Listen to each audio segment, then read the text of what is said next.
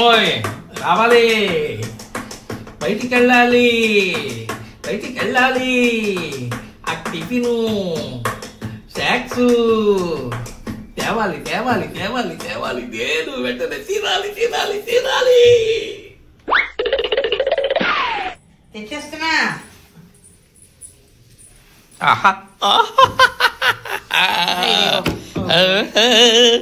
చిక్కి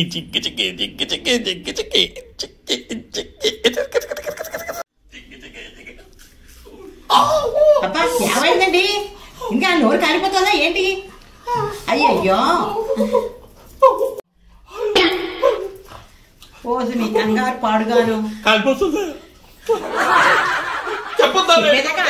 వెదవ కంగారు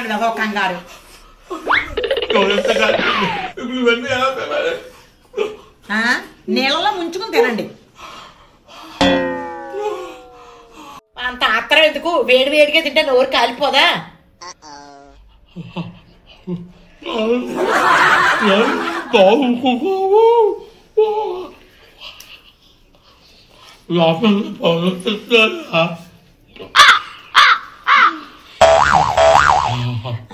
మరి అందుకే నెమ్మదిగా తినమన్నాను, వేడిగా ఉంటాయనే.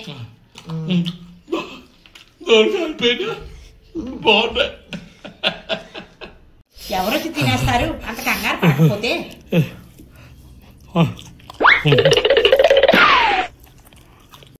అయినా బాలరాజు ఏ మాటకు ఆ మాట చెప్పుకోవాలరా.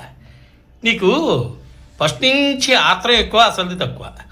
ఇంకా వేడిగా తెచ్చిచ్చేటప్పుడు కాసేపు ఆగి తినాలి కదా, చూసుకోవాలి కదా.